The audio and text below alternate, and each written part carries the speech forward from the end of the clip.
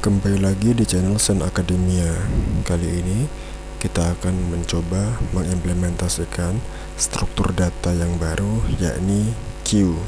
Q adalah struktur data yang berbentuk atau bisa kita katakan sebagai struktur data antrian, di mana struktur data Q ini akan bekerja dengan menggunakan prinsip FIFO atau first in first out, di mana data yang pertama masuk, data tersebut juga yang akan pertama keluar. Oke, langsung saja. Yang pertama kita membutuhkan dua kelas, yaitu kelas Q.java dan kelas QF.java. Kelas Q.java akan berisi kelas blueprint yang berisi atribut-atribut yang akan digunakan dan juga logika-logika dari struktur data Q yang akan kita gunakan. Kemudian kelas QF adalah kelas yang kita gunakan untuk melakukan testing dari struktur data Q nantinya. Oke, langsung saja. Pertama kita beralih ke kelas Q.java. Di sini kita akan memiliki beberapa atribut. Kita beri saja modifier private, kemudian kita gunakan tipe data integer. Di sini kita menggunakan integer, kemudian atribut pertama yakni atribut max size, di mana max size ini adalah kita gunakan untuk menyimpan data maksimal dari ukuran Q yang kita miliki. Kemudian atribut selanjutnya adalah integer array. Kita beri nama saja Q array.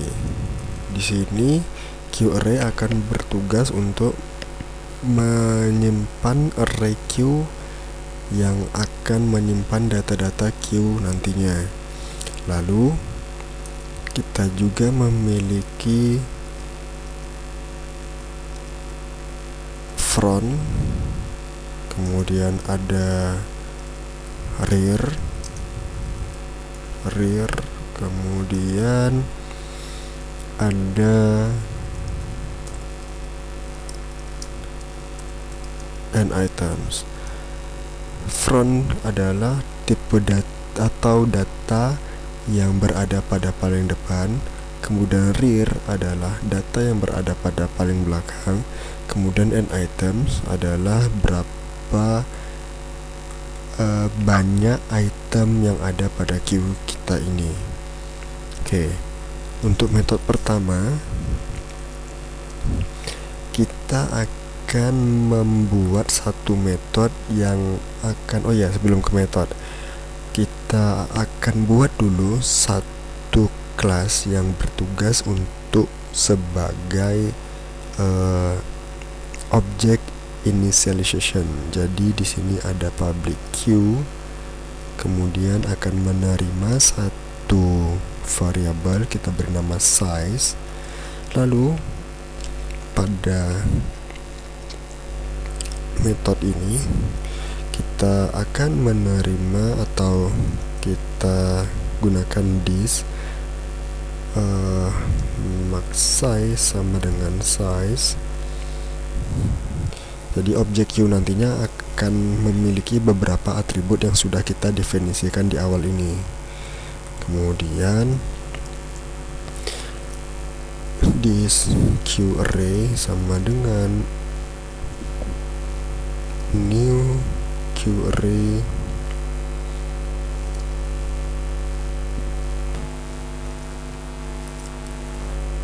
new integer dengan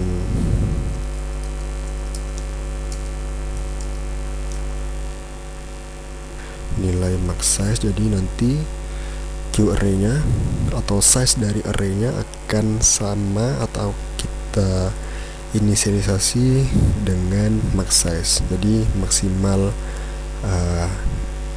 array atau maksimal data Q yang bisa ditampung adalah sesuai dengan max size yang kita definisikan. Lalu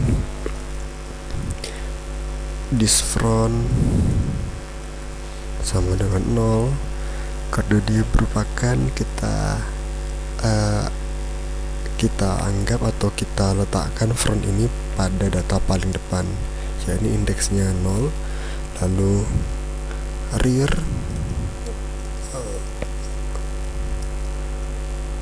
akan kita definisikan atau inisialisasi -1, karena rear ini nantinya menunjuk kepada data yang ada pada paling akhir. Lalu untuk n items akan kita definisikan di awal dengan nilai 0. Oke,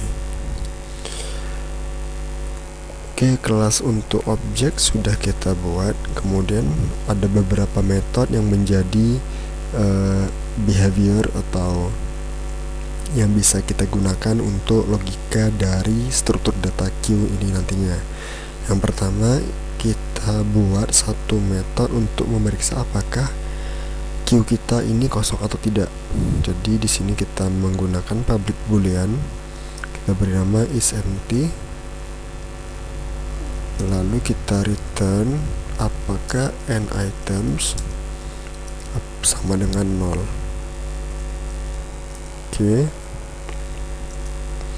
Kemudian metode selanjutnya yakni boolean is full untuk memeriksa apakah Q kita penuh atau tidak. Sehingga di sini kita return n items apakah sama dengan max size.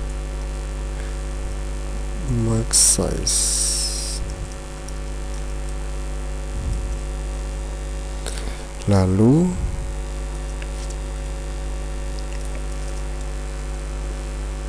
satu metode untuk memeriksa berapa size atau ukuran data Q yang pada saat ini berapa jumlahnya begitu. Jadi kita bernama saja size, kemudian kita return n items.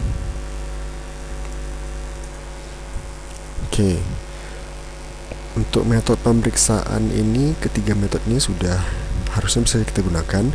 Kita berlanjut kepada metode untuk menambahkan data baru ke dalam Q kita ini. Jadi di sini kita beri modifier public void. Untuk menambahkan datanya kita beri nama NQ. NQ.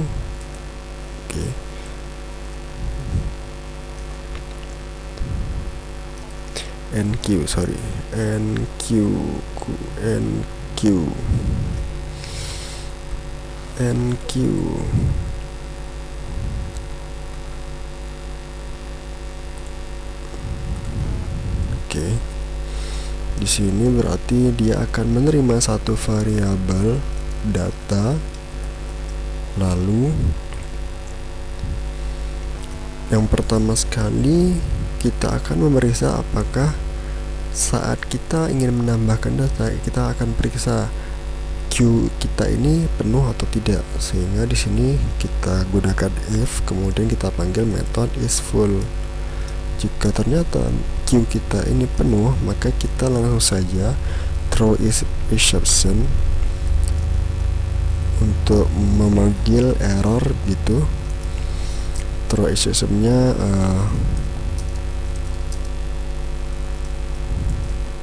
runtime exception saja, runtime exception.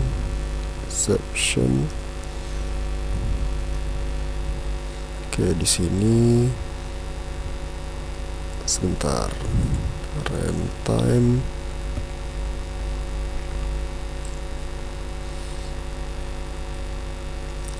di sini harusnya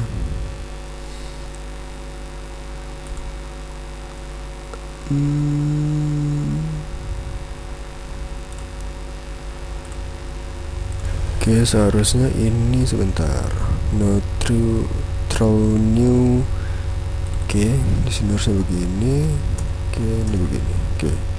Jadi langsung saja kita lempar satu exception di Ini berarti NQ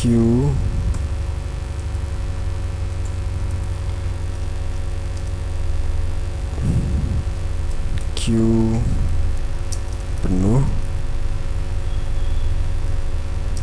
tidak bisa insert atau tidak bisa tambah data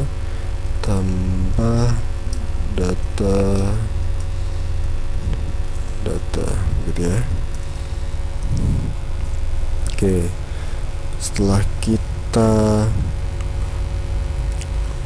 cek apakah list kita atau queue kita ini penuh atau tidak, jika ternyata penuh kita akan panggil langsung exception runtime exception. Lalu jika ternyata belum penuh, maka berarti bisa kita inputkan data baru tersebut. Jadi di sini karena dia merupakan tipe data FIFO, jadi data terbaru akan ditambahkan ke posisi paling belakang, sehingga di sini rear akan sama dengan kita menggunakan modulus. Jadi di sini rear tambah 1 modulus max size.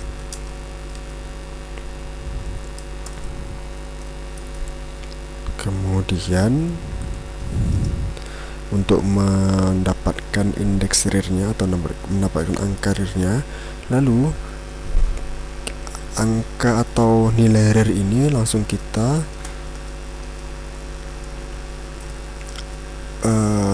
jadikan dia index array dari QArray. Jadi rear sama dengan data. Oke. Lalu di sini kita tambahkan n items, kita increment. Oke. Nah, kenapa dia rumus untuk mendapatkan nilai rear-nya harus menggunakan tambah 1 dan juga modulus dari max size? Karena di sini kita langsung menerapkan circular array. Jadi kalau kita memiliki misalnya di sini datanya 10, 20 begitu, berarti nanti sebentar, mungkin sebelum itu kita mungkin di sini misalnya kita memiliki max size-nya. Max size kita definisikan sebagai atau bernilai 4. Nah, saat kita misalnya sudah memiliki list atau memiliki queue dengan nilai 10 dan 20, maka nilai terbaru yang akan diinputkan melalui metode enqueue ini akan kita letakkan data tersebut di posisi paling akhir. Misalnya data barunya yakni 30, kemudian ada 40. Nah, berarti di sini datanya akan atau max size-nya sudah terpenuhi 4. Nah, kenapa kita menggunakan rumus ini? Karena nanti saat data misalnya kita nanti ada proses DQ itu adalah mengambil data yang paling depan. Misalnya data 10 dan 20 ini akan kita ambil, misalnya di sini kita misalkan X dan X. Nah, berarti kan di posisi 10 dan 20 tadi itu kan kosong. Kemudian ada data baru kita inputkan kembali. Nah, di sini berarti tadi misalnya kita inputkan 50 dan 60. Nah, di sini berarti yang tadinya nilai front ada pada nilai 10 dan rear ada pada nilai 40, karena kita tadi gunakan atau kita ambil dua data sebelumnya, yakni 10 dan 20, maka nilai front akan kita update nantinya di angka 30 dan nilai rear bukan lagi di angka 40 tapi di angka 60. Sehingga di sini nanti tadi kan di sini berarti awalnya rear kita itu saat di sini mungkin kita gini kan dulu prosesnya 10 20. Jadi kan posisinya begini, berarti nilai rear di sini adalah rear sama dengan di indeks ketiga gitu ya. Kan dia ada array 0 1 2 3. Berarti rear disama dengan 3. Nah, saat kita ambil angka 10 dan 20, berarti kan di sini kita ganti saja X, kemudian di sini X. Nah, rear-nya masih di indeks ketiga. Kemudian kita inputkan data baru. Nah, data baru ini posisi di memori komputer akan diisi tetap di posisi di sini. Di misalnya tadi data baru 50 dan 60, kemudian 30, lalu 40. Nah, di sini nanti rear-nya bukan lagi di posisi 3 tapi rear ada di posisi 1 di sini, dan nilai atau data paling depannya bukan 50 lagi tapi data paling depan akan menjadi di data 30 begitu. Nah, tadi kan kita gunakan rumusnya ini karena rear-nya kita update. Rear-nya berarti akan jadi posisi rear tidak akan jauh-jauh atau tidak akan keluar dari rank 0 1 2 3 begitu, karena nanti posisi rear-nya akan terus diupdate sesuai dengan batas maxes yang kita tentukan. Jadi di sini rear sekarang saat datanya 50, 60 dan 30, rear-nya itu pada indeks 1, yaitu ada pada angka 60, dan nanti front-nya bukan lagi di depan tapi front-nya itu ada pada angka 30 atau di indeks kedua. Jadi kalau secara visual atau secara kita bayangkan, jadi nanti datanya akan menjadi 30, 40, 50 dan 60. Tapi karena dia di memori komputer akan diisi data barunya di mana indeks array-nya kosong. Jadi maka dari itu untuk posisi rear kita menggunakan rumus seperti ini. Jadi nanti kan tadi rear awalnya itu di 4, kemudian di posisi 3 di sini di data 40, kemudian dua data pertama diambil, lalu di sini frontnya nanti juga pastinya akan diupdate, tidak lagi di angka 10 tapi nanti frontnya di angka 30. Nah, kemudian ada dua data baru ini ditambahkan di posisi yang tadi datanya diambil. Jadi misalnya datanya 60 dan 20 dan 60. Nah, saat data baru ini sudah masuk ke array Q array, maka posisi front ada di 30, lalu posisi rear akan berada pada angka 60. Oke. Nah, berarti tadi kan posisinya 3 tambah 1 3 tambah 1, kalau misalnya kita urutkan gitu kan, 3 tambah 1 4, kemudian 4 modulus 4 0. Oke, saat angka 50 dimasukkan berarti rear-nya tadi kan di 50. Nah, kemudian ada angka baru lagi, angka 60.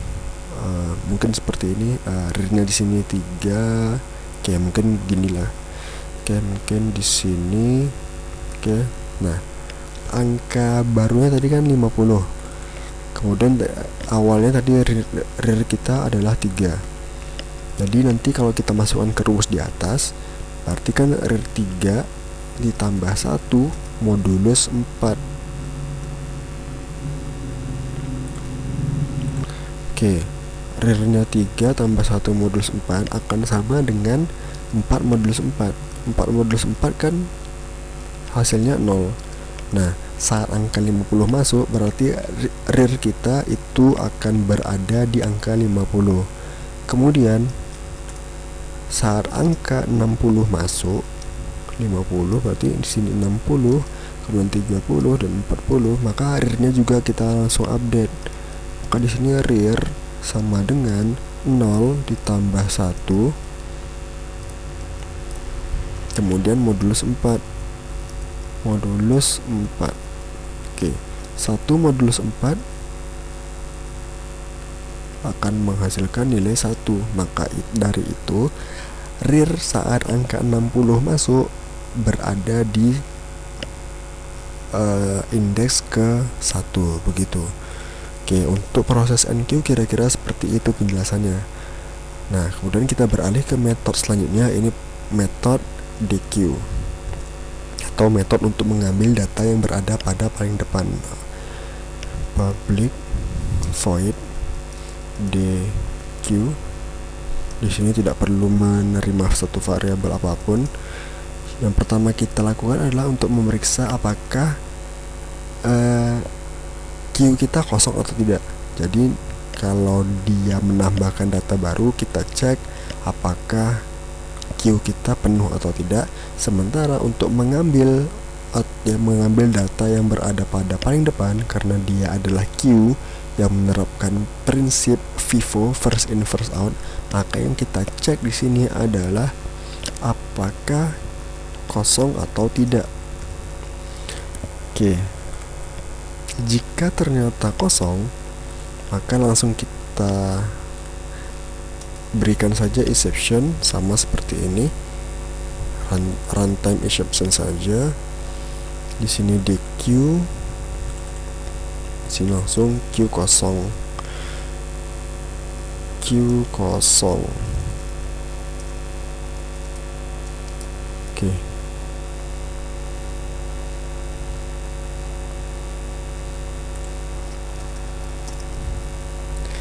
Oke, Q kosong. Nah, jika Q kita tidak kosong, maka prosesnya adalah seperti ini. Kita akan menggunakan, jadi prosesnya agak sedikit berbeda dengan NQ atau menambahkan data. Kita di sini menggunakan satu variabel temp untuk mengambil angka Q kita yang berada pada paling depan. Oke. Kemudian nilai front akan kita update. Front sama dengan, prosesnya sama seperti ini. Jadi front ditambah 1 modulus max size. Oke. Modulus max size. Lalu di sini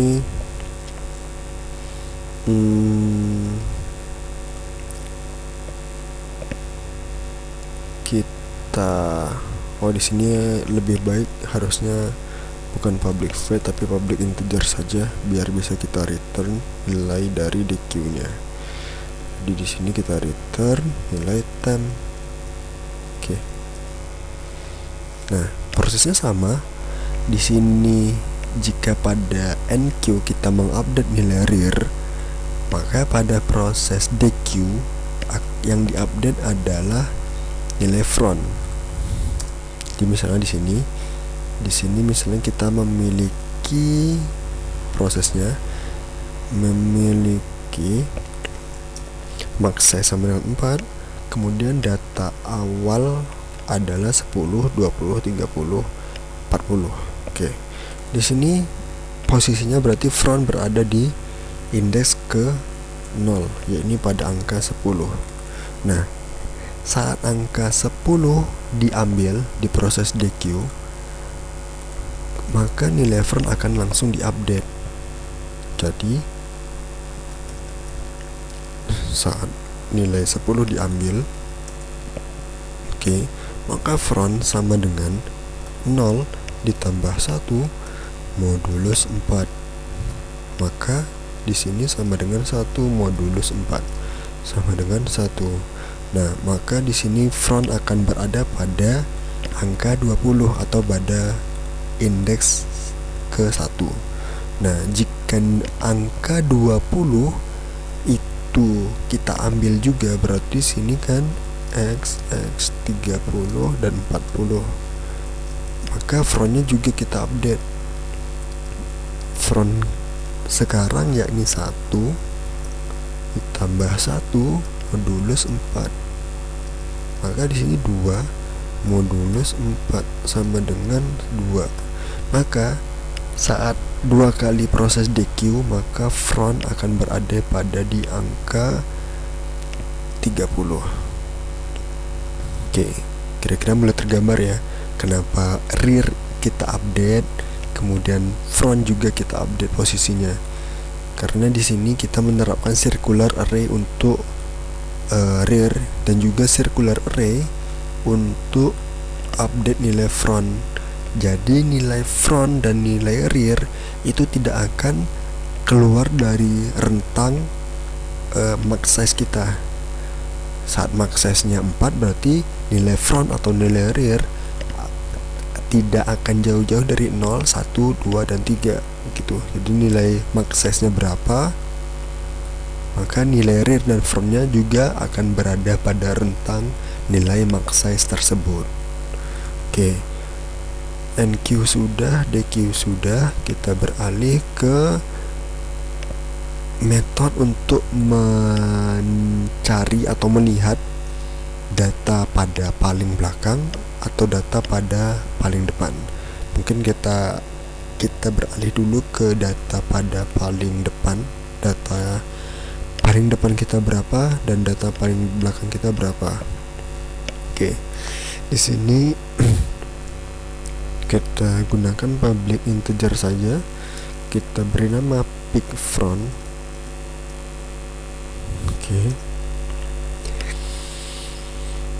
Yang pertama kita lakukan adalah kita cek dulu apakah kosong atau tidak. Kalau misalnya kosong, tentu saja tidak ada yang bisa kita ambil datanya atau kita lihat datanya karena dia kosong begitu. Langsung saja kita throw exception, runtime exception, DQ atau di sini pick front, Q kosong. Nah, jika Q kita tidak kosong, maka kita return Q array dengan indeks front.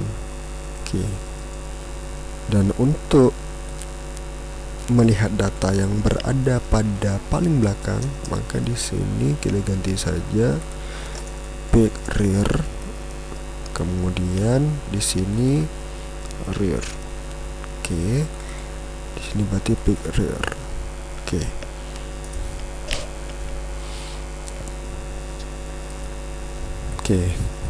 Untuk pick front sudah, pick rear sudah. Jadi mungkin kalau misalnya kita tambahkan keterangan, berarti ini untuk menambahkan data. Jadi posisinya paling akhir begitu ya, akhir. Di sini untuk mengambil data posisi paling awal atau paling depan. Lalu di sini untuk melihat data paling depan atau paling awal saja biar konsisten. Paling awal. Kemudian di sini untuk melihat data paling akhir. Lalu kita beralih ke metode selanjutnya, yakni metode untuk mencetak data Q yang kita miliki. Di sini langsung saja kita gunakan modifier public void display. Kita bernama display saja. Oke, prosesnya sama. Kita cek apakah Q kita kosong atau tidak. Kalau kosong, kita cetak, karena ini void ya. Jadi perbedaan di sini kenapa yang di atas kita gunakan throw exception, karena kita menggunakan atau modifier dari metodenya itu bukan void. Jadi dia akan mereturn nilai. Maka di sini saat kondisi pengecekannya bernilai true, maka kita throw exception pada DQ, pada NQ juga, NQ, DQ, kemudian pada peak front, juga pada peak rear. Sementara untuk display, karena dia kita gunakan sebagai void, maka kita tidak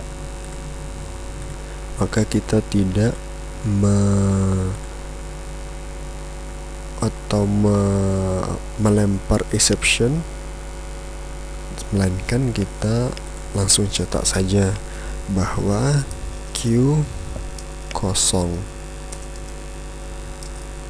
Jadi kita print line, kemudian kita langsung keluar dengan return begini.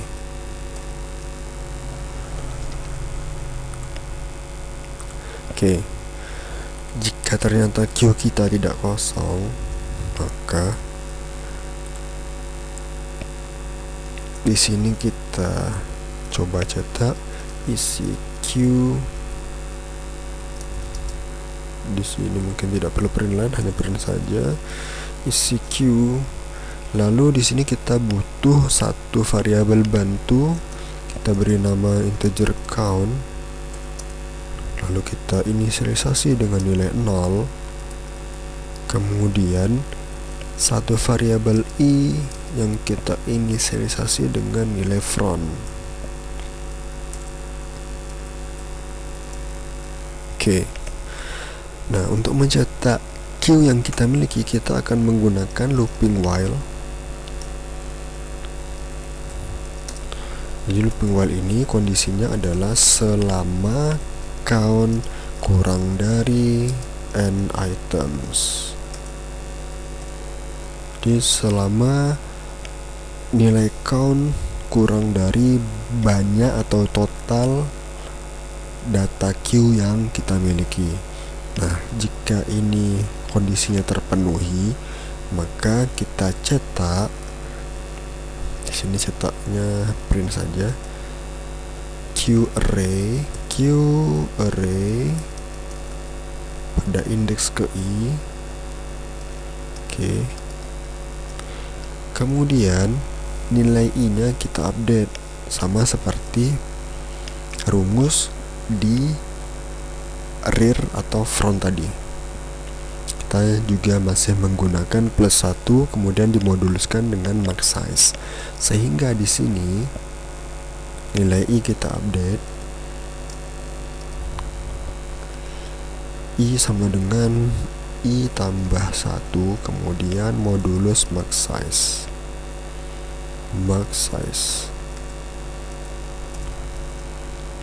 Lalu nilai count kita increment.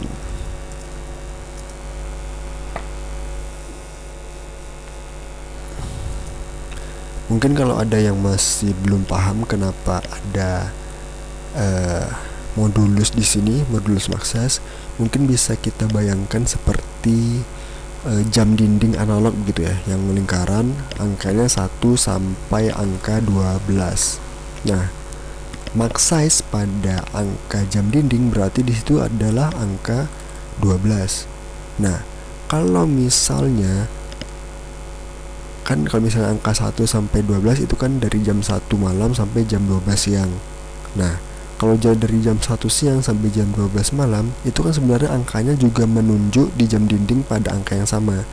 Namun jika kita menggunakan format 24 jam, berarti angka di atas 12 siang gitu, angka 1, 2, 3 dan seterusnya, itu kan sama saya dengan angka 13, 14, 15, 16, 17, 18, 19, 20, 21, 22, 23 dan 24 begitu kan. Nah, kira-kira analoginya seperti itu. Jadi max size di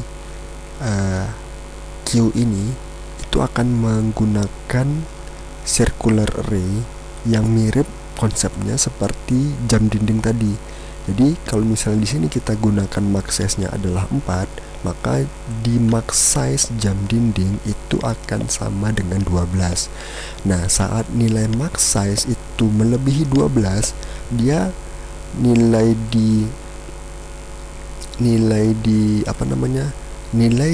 fisik jam dinding itu sebenarnya juga tidak keluar dari rentang 1 sampai 12 walaupun kita anggapannya menggunakan format 24 jam. Jadi nilai misalnya angka 1 siang. Angka 1 siang kan sebenarnya itu jam pukul 13 gitu. Nah, tapi karena di format atau di angka jam dinding itu hanya memiliki 12 angka, maka di sini gunanya modulus bekerja. Jadi saat angkanya 13 di jam dinding itu tidak ada angka 13. Kalau kita guna tadi ceritanya menggunakan jam dinding analog ya. Jadi angka 1 sampai 12. Nah, saat angkanya melebihi angka 12, yaitu dari jam 1 siang sampai jam 12 malam, berarti saat menunjuk angka jam 1 siang, kalau menggunakan format 24 jam berarti kan itu juga menunjuk ke angka 1 gitu. Jadi format 24 jam di jam 13 itu sama saja dengan jam 1, mungkin pada format 12 jam itu AM PM gitu. Jadi jam 1 pagi sampai jam 12 siang itu kan AM, jam 1 siang sampai jam 12 malam itu kan PM. Nah, jika kita melihat jam dinding, maka saat jam 13 itu kan sama dengan jam 1 PM, jam 2 siang atau jam 14 itu sama jam 2 PM gitu. Nah, itulah gunanya dari ini modulus max size. Jadi dia angka dari fisiknya, dari fisik jam dinding, atau di sini mungkin dari memori komputer, itu tidak jauh-jauh dari berapa max size yang kita tentukan. Nah, di sini tadi kalau misalnya max size-nya 4, berarti dia akan memiliki rentang dari 0 sampai 3 begitu ya. Nah, begitu juga di sini. Jadi nanti nilainya max size ini gunanya itu tadi agar tidak keluar dari range atau rentang max size yang sudah kita tetapkan di awal. Kemudian di sini mungkin kita bisa sort begitu, untuk enter saja. Oke. Dan mungkin satu lagi metode yang bisa kita terapkan yaitu metode cari data. Jadi nanti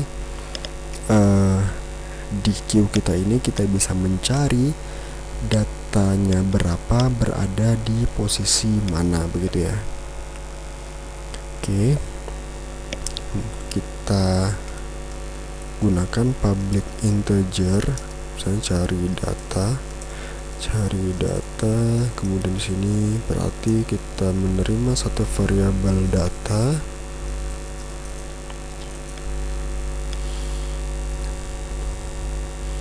Oke, itu mungkin bisa kita namakan cari biar lebih jelas.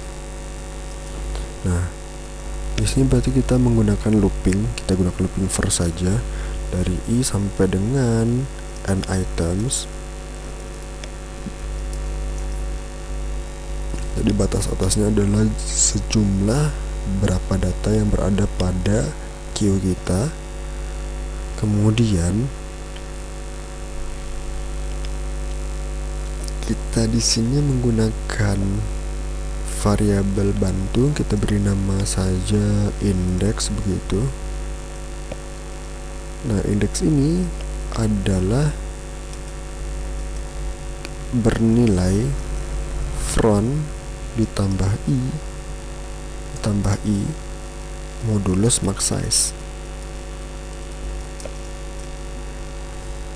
Dan nanti kita akan mencetaknya berdasarkan nilai front di data queue kita. Jadi frontnya di mana, kemudian front tersebut akan melakukan traversal sampai data terakhir, yaitu data rear kita. Jadi di sini kalau misalnya kita gunakan contoh yang tadi, misalnya tadi di sini front kita pertama di sini saat yang di 50, 60, 30, 40, front kita adalah di 30. Jadi nanti nilai indeks ini, atau kita kopikan saja di sini. Di sini berarti kan di sini misalnya di sini berarti nilai front sama dengan 012 ya kan, di angka 30, rear kita di angka 60 di indeks 1. Front di indeks 2, rear di indeks 1. Nah, front ini atau saat proses pencarian data ini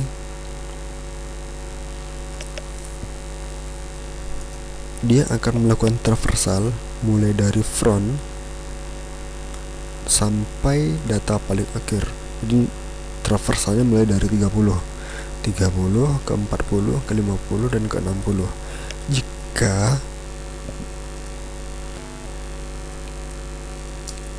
data pada queue kita itu yang saat di indeks sekarang sama dengan data yang dicari, maka kita cetak saja atau kita return, karena kita di sini menggunakan public integer, return nilai i-nya, return indeks i-nya. Namun jika ternyata looping sudah selesai dan data kita juga tidak ketemu gitu ya, kita return saja -1. Ini sebagai sebagai variabel flag saja untuk penanda. Jadi dia akan melakukan traversal mulai dari front. Jadi berarti mulainya dari 30, kemudian naik ke 40, ke 50, ke 60.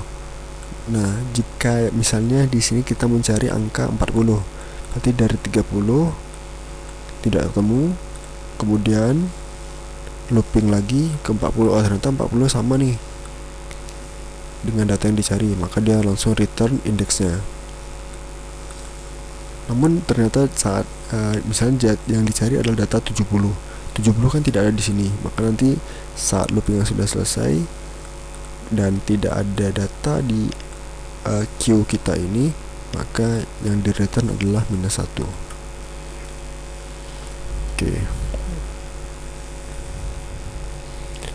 Kemudian di sini berarti untuk keseluruhan dari kelas queue sudah kita selesaikan. Kita berlanjut ke kelas QF untuk melakukan testing data. Di sini kita buat kelas mainnya. Kita buat satu objek. Kita bernama saja Q, new Q. Kemudian kita tadi langsung berikan max size, kita berikan saja nilai 5.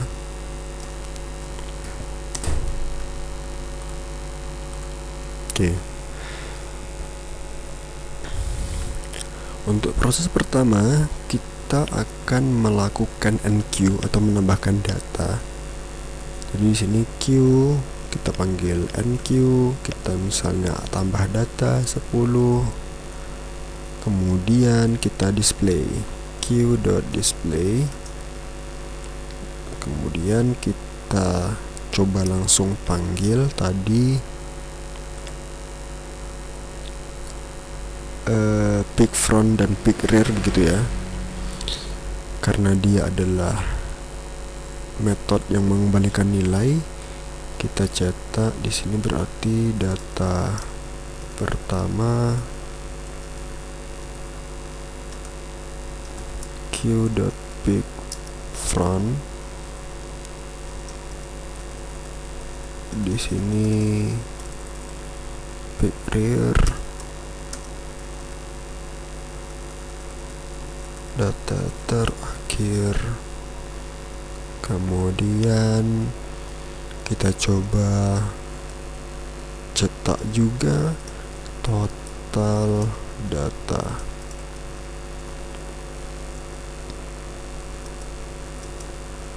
Q.size. Oke. Kemudian sini coba kita enter saja. Oke.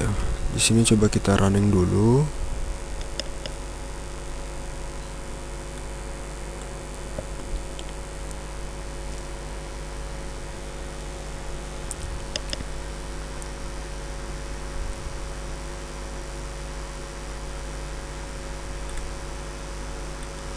Oke, isi Q karena masih satu data, isi Q 10, data pertama 10, data terakhir 10, total data 1. Oke, benar.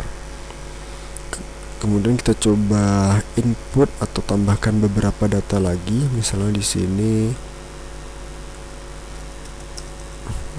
kita tambahkan jadi 20, lalu misalnya tambah lagi 30, tadi saya sekitar 5 ya, 10, 20, 30, kemudian mungkin kita coba di 40. Oke. Kemudian kita coba running lagi.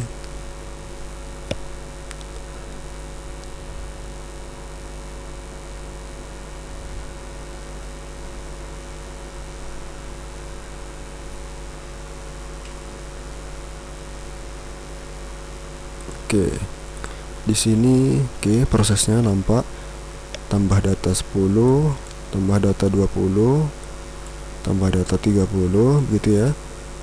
Di sini juga isi Q-nya bertambah, tambah data 40.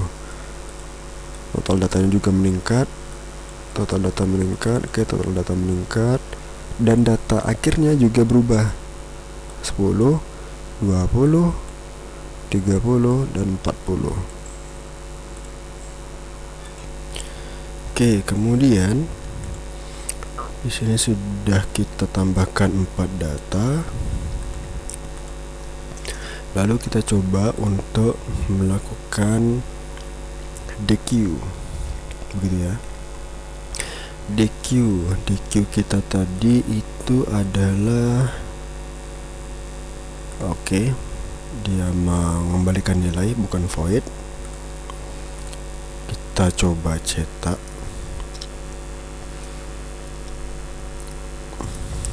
DQ di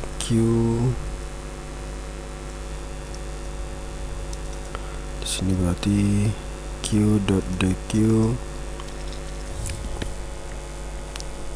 kemudian kita coba samakan saja display, kemudian data pertama, data terakhir, total data, dan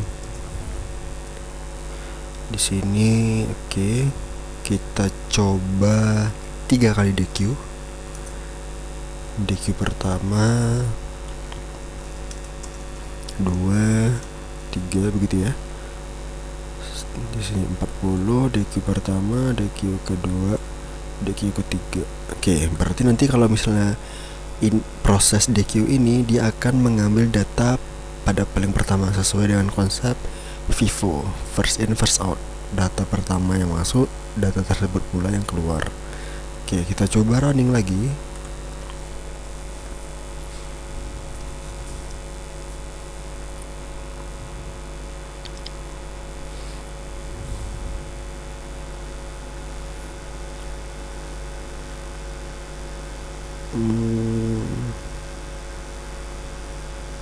Oke, sebentar. Di sini total datanya di Q10. Oke, sebentar. Sepertinya ada kesalahan di sini. Harusnya total data itu akan berkurang ya. Oke, sepertinya ada kesalahan saat proses DQ. Harusnya di sini sampai sini oke, DQ 10, berarti kan data 10 yang diambil.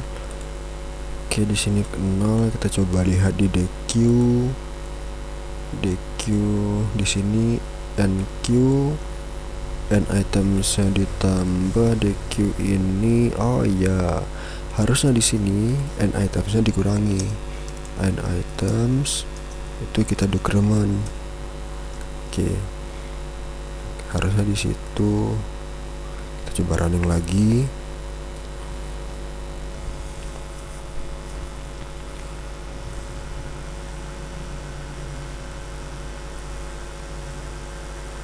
Oke, udah sesuai ya.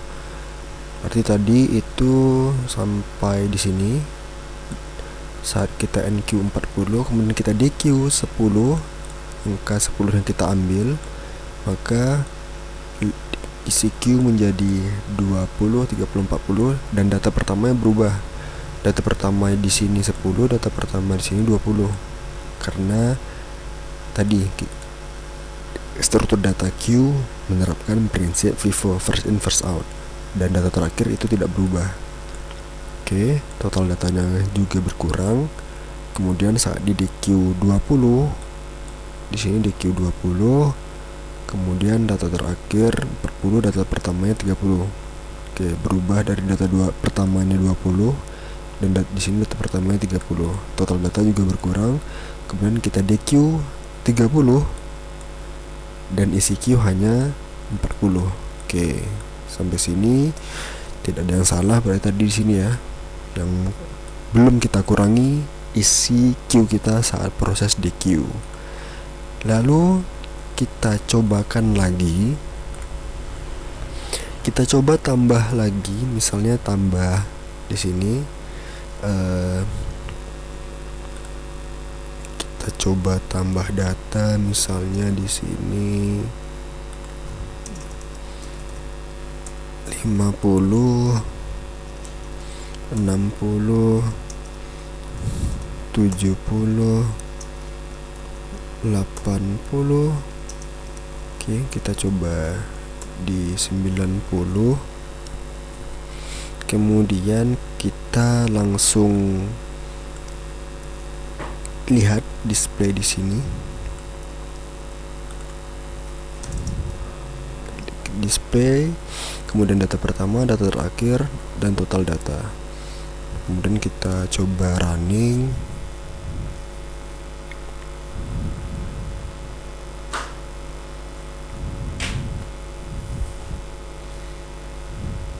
Oke, ternyata ada error.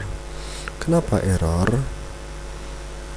Nah, di sini ternyata di sini exceptionnya Q penuh, tidak bisa tambah data 90. Berarti di sini ya, bisa dilihat di QF di baris 69. Ini di baris 69. Berarti datanya sudah penuh di saat kita NQ di 80.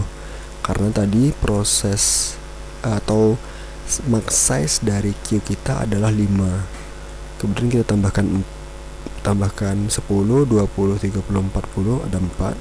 Kemudian kita DQ 3 kali, berarti dia 1, 2, 3. Kemudian berarti data terakhirnya kan ada 40. Nah, 40 ditambah 50, 60, 70, 80, ini kan sudah 5 data nih. Sudah 5 data, kemudian saat ditambah 1 data lagi, ternyata Q kita itu penuh. Jadi di sini nampak bahwa dia langsung memanggil exception Q penuh, tidak bisa tambah data 90 di sini berarti ya. Oke, mungkin kita coba komen saja. Kita running ulang.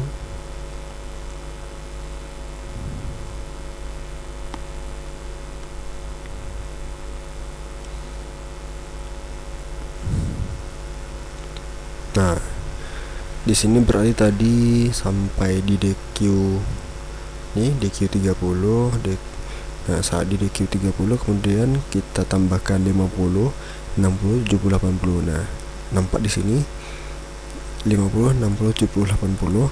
Data pertamanya 40, data terakhir 80, dan total data adalah 5 data. Oke. Kemudian kita coba yang belum adalah cari data ya. Kita belum mencoba metode cari data. Oke.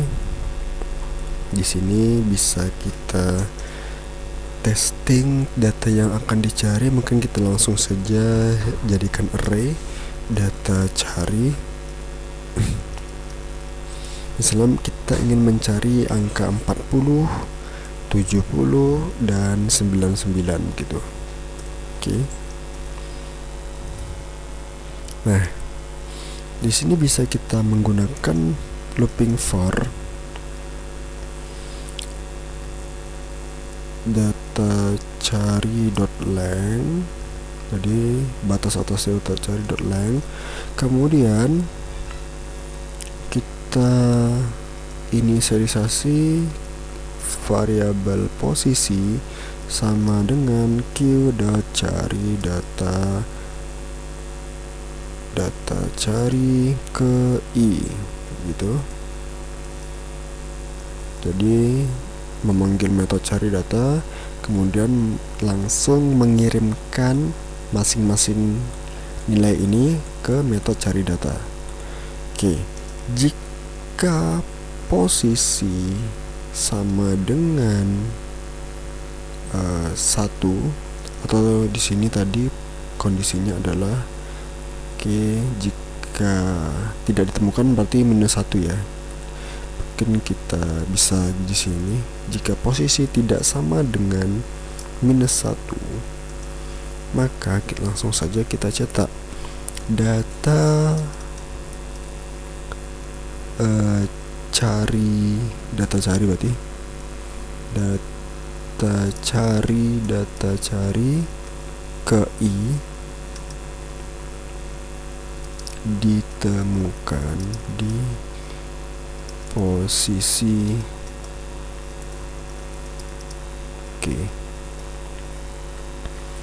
else-nya itu di sini.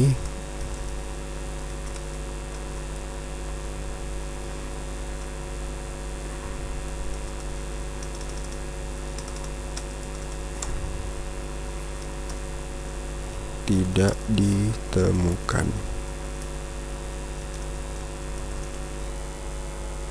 Oke. Coba kita running.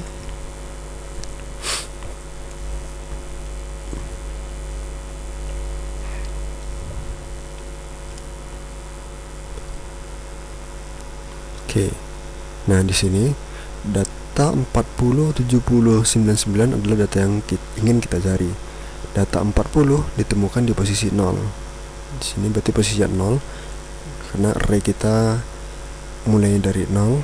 Kemudian data 70 ditemukan di posisi 3.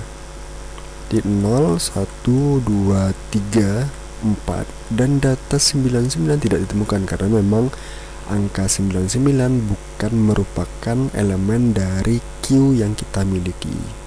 Oke. Kemudian yang terakhir di sini bisa kita DQ semua datanya. Jadi kita habiskan datanya, kemudian kita coba cetak untuk menampilkan ini Q kosong. Di sini display Q kosong. Display Q kosong. Kita bisa menggunakan while. Jadi selama q.isEmpty, jadi selama tidak kosong, kita bisa DQ data tersebut q.DQ. Jadi kita DQ sampai data tersebut habis gitu ya. Oh ya, DQ tadi mungkin kita cetak gini biar prosesnya lebih terlihat. Kemudian kita coba queue.display. Mungkin sekali lagi queue.display. Oke. Kita coba running. Saat di running harusnya pada baris paling akhir menampilkan queue kosong. Benar kan? Di sini. Berarti di sini tadi pencarian data. Oke, saat kita dequeue semua data, jadi kita habiskan data yang di sini. 40 di dequeue, dequeue 50, dequeue 60, dequeue 70, dequeue 80. Nah, saat kita mencoba untuk mendisplay data di queue kita ini, maka karena datanya memang kosong, maka yang tampil atau yang tercetak adalah queue kosong. Oke, kira-kira begitu.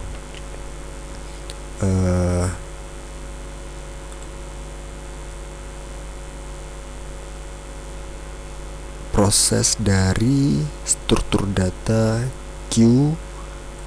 Yang perlu diingat adalah queue ini merupakan struktur data yang menerapkan prinsip FIFO atau first in first out, di mana data pertama yang masuk adalah data pertama juga yang akan keluar. Oke. Dan yang perlu diingat di sini, yang perlu ditekankan pada proses NQ dan proses DQ, kita menerapkan circular array, di mana nanti indeks atau nilai front dan nilai rear tidak akan jauh atau akan selalu berada di rentang nilai max size yang sudah kita tetapkan sebelumnya. Mungkin itu saja pada video kali ini. Semoga dapat memahamkan bagaimana cara kerja struktur data queue pada bahasa pemrograman Java. Sampai jumpa pada video selanjutnya.